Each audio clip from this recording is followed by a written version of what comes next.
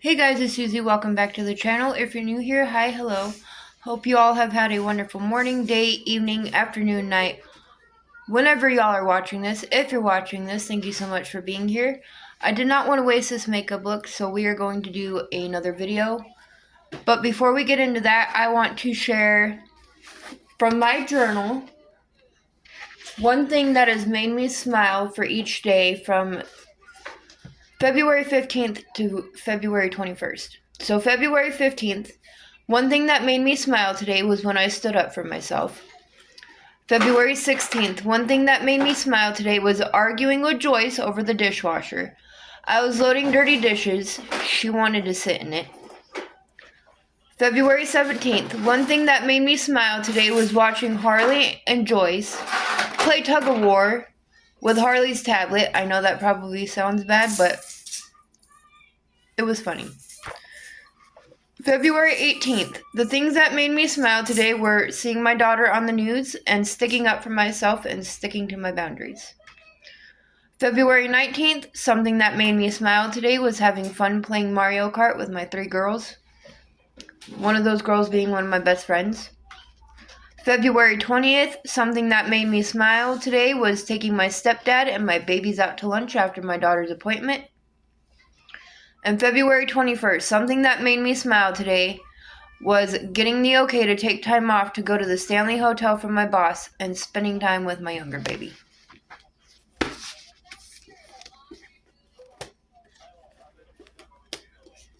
Now, let's get into the video. We're going to read Chapter 4 from the 5 Love Languages. Chapter 4. Love Language Number 1, Words of Affirmation. Mark Twain once said, "I can live for 2 months on a good compliment." If we take Twain literally, 6 compliments a year would have kept his emotional love tank at the operational level. Your spouse will probably need more. One way to express love emotionally is to use words that build up. Solomon, author of the ancient Hebrew wisdom literature, wrote, "The tongue has the power of life and death." Many couples have never learned the tremendous power of verbally affirming each other. Verbal compliments or words of appreciation are powerful communicators of love. They are best expressed in simple, straightforward statements of affirmation such as, "You look sharp in that suit." Do you ever look incredible in that dress? Wow. "I really like how you're always on time to pick me up at work." "Thanks for getting the babysitter lined up tonight. I want you to know I don't take that for granted." "You can always make me laugh." What would happen to the emotional climate of a marriage if the husband and wife heard such words of affirmation regularly? Several years ago, I was sitting in my office with my door open. A lady walking down the hall said, "Have you got a minute?" "Sure, come in." She sat down and said, "Dr. Chapman, I've got a problem. I can't get my husband to paint our bedroom. I have been after him for 9 months. I have tried everything I know, and I can't get him to paint it." My first thought was, "Lady, you are at the wrong place. I am not a paint contractor," but I said, "Tell me about it." She said, "Well, last Saturday was a good example. You remember how pretty it was? Do you know what my husband did all day long? He was cleaning out his computer files." "So what did you do?" "I went in there and said, 'Dan, I don't understand you. Today would have been a perfect day to paint the bedroom, and here you are working on your computer.'" "So did he paint the bedroom?" I inquired. "No, it's still not painted. I don't know what to do." "Let me ask you a question," I said. "Are you opposed to computers?" "No, but I want the bedroom painted." "Are you certain that your husband knows that you want the bedroom painted?" "I know he does," she said. "I have been after him for 9 months." "Let me ask you one more question. Does your husband ever do anything good?" "Like what?" "Oh, like taking the garbage out, or putting gas in the car, or paying the electric bill, or running to the store to get milk and toilet paper?" "Yes," she said, "he does some of those things." "Then I have 2 suggestions. 1, don't ever mention painting the bedroom again," I repeated. "Don't ever mention it again." "I don't see how that's going to help," she said. "Look, you just told me that he knows that you want the bedroom painted. You don't have to tell him anymore. He already knows. The second suggestion I have is that the next time your husband does anything good, Give him a verbal compliment. If he takes the garbage out, say, Dan, I want you to know that I really appreciate your taking the garbage out. Don't say, about time you took the garbage out, the flies are going to carry it out for you. If you see him paying the electric bill, put your hand on his shoulder and say, Dan, I really appreciate your paying the electric bill. I hear there are husbands who don't do that, and I want you to know how much I appreciate it. Or, I really appreciated you running out to the store when I had to finish that project. Every time he does anything good, give him a verbal compliment. I don't see how that's going to get the bedroom painted. I said, you asked for my advice, you have it, it's free. She wasn't very happy with me when she left. 3 weeks later, however, she came back to my office and said, it worked! She had learned that verbal compliments are far greater motivators than nagging words. I am not suggesting verbal flattery in order to get your spouse to do something you want. The object of love is not getting something you want, but doing something for the well-being of the one you love. It is a fact, however, that when we receive affirming words, we are far more likely to be motivated to reciprocate and do something our spouse desires. Encouraging words. Giving verbal compliments is only one way to express words of affirmation to your spouse. Another dialect is encouraging words. The word encourage means to inspire courage. All of us have areas in which we feel insecure. We lack courage, and that lack of courage often hinders us from accomplishing the positive things that we would like to do. The latent potential within your spouse and his or her areas of insecurity may await your encouraging words. Allison had always liked to write. Late in her college career, she took a few courses in journalism. She quickly realized that her excitement about writing exceeded her interest in history, which had been her academic major.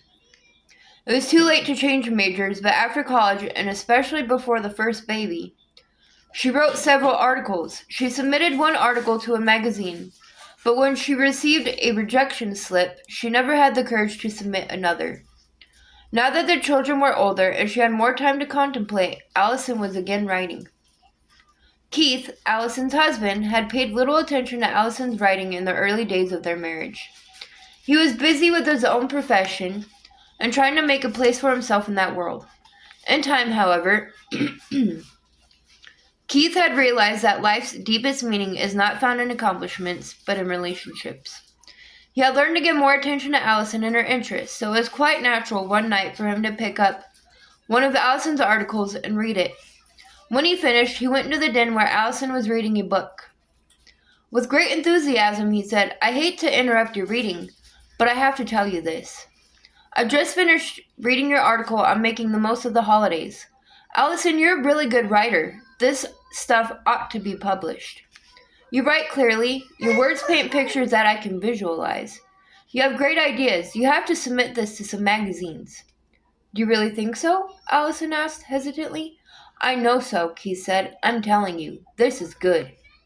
When Keith left the room, Allison did not resume her reading. With the closed book in her lap, she dreamed for 30 minutes about what Keith had said. She wondered if others would view her writing the same way he did.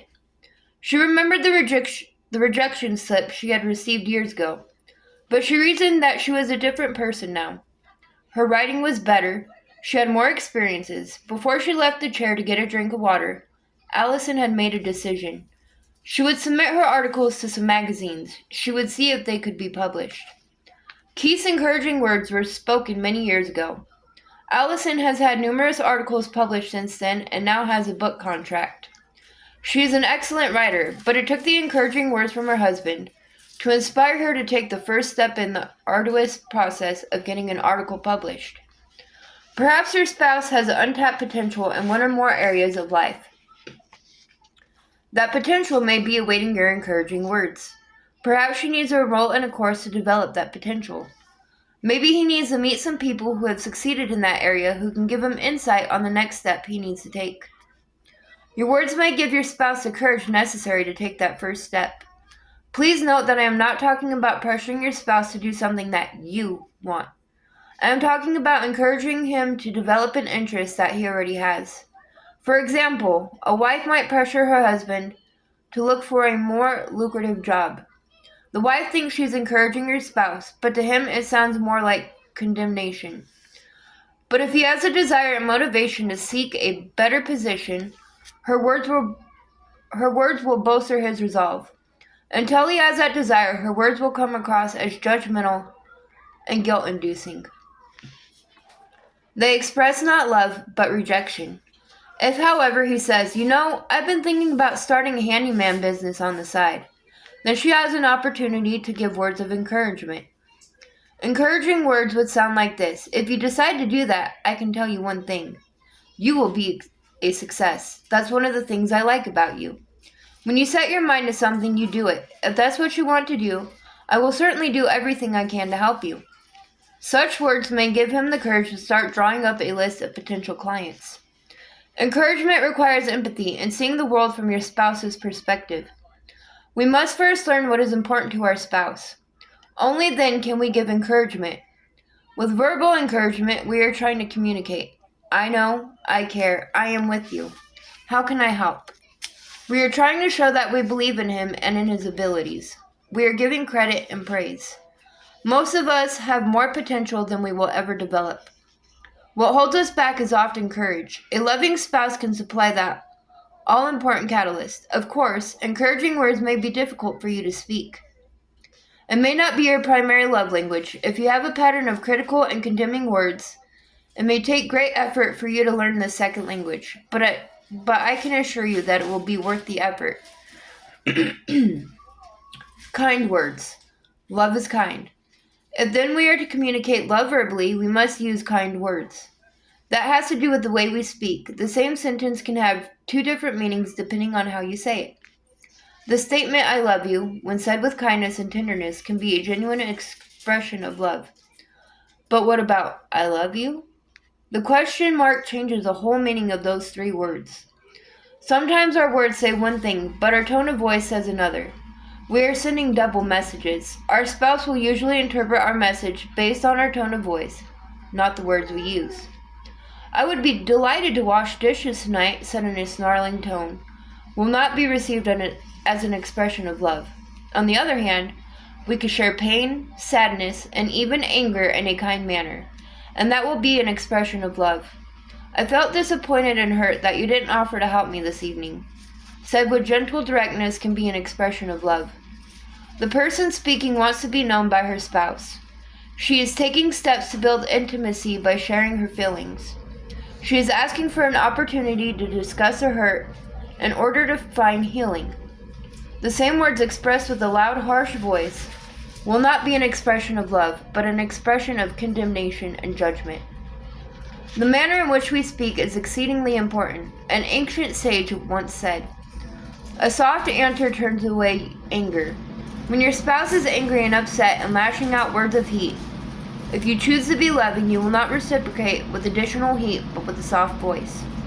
You will receive what he is saying as information about his emotional feelings. You will let him tell you of his hurt, anger, and perception of events.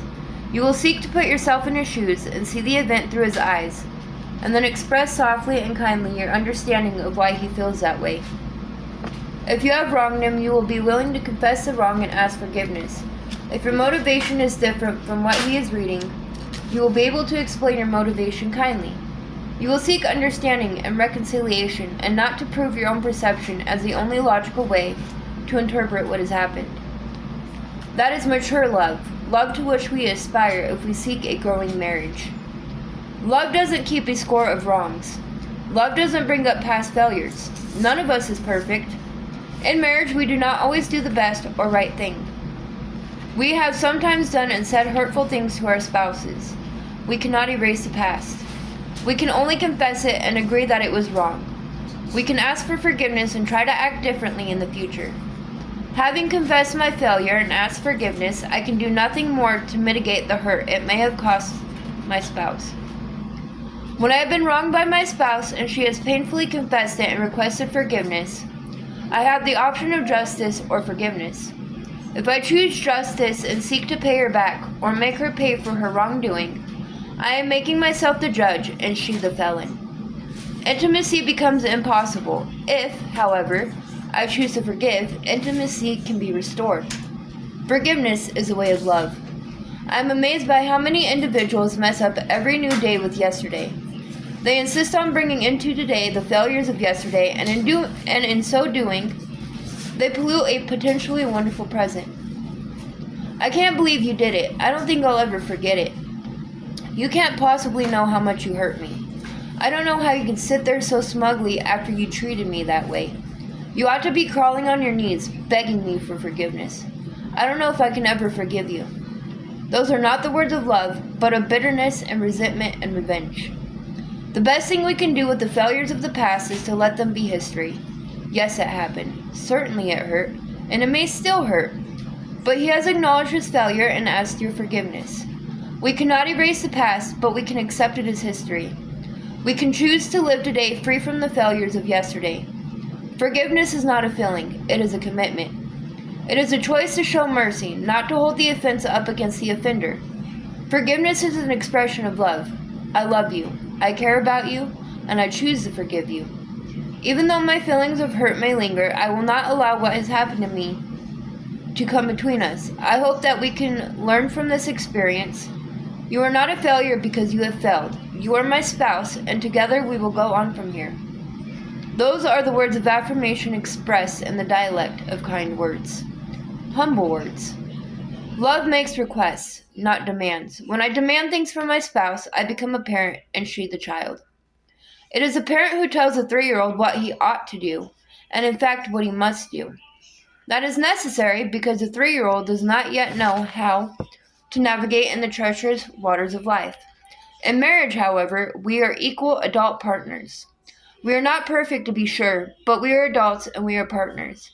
If we are to develop an intimate relationship, we need to know each other's desires. If we wish to love each other, we need to know what the other person wants. The way we express those desires, however, is all important. If they come across as demands, we have embraced the possibility of intimacy and will drive our spouse away. If, however, we make our needs and desires known in the form of a request, we are giving guidance, not ultimatums. The husband who says, "Could you make that good pasta one of these nights?" is giving his wife guidance on how to love him and thus build intimacy. On the other hand, the husband who says, "Can't we ever have a decent meal around here?" is being whiny, is making a demand, and his wife is likely to fire back, "Okay, you cook." The wife who says, "Do you think it will be possible for you to clean the gutters this weekend?" is expressing love by making a request. But the wife who says, "If you don't get those gutters cleaned out soon, they are going to fall off the house. They already have trees growing out of them," has ceased to love and has become a domineering spouse. When you make a request of your spouse, you are affirming his or her worth and abilities. You are in a sense indicating that she has something or can do something that is meaningful and worthwhile to you. When, however, you make demands, you have become not a lover but a tyrant. Your spouse will feel not affirmed but belittled. A request introduces the element of choice. Your mate may choose to respond to your request or to deny it, because love is always a choice. That's what makes it meaningful. To know that my spouse loves me enough to respond to one of my requests communicates emotionally that she cares about me, respects me, admires me, and wants to do something to please me. We cannot get emotional love by way of demand. My spouse may in fact comply with my demands, but it is not an expression of love. It is an act of fear or guilt or some other emotion, but not love. Thus, a request creates the possibility for an expression of love, whereas a demand suffocates that possibility.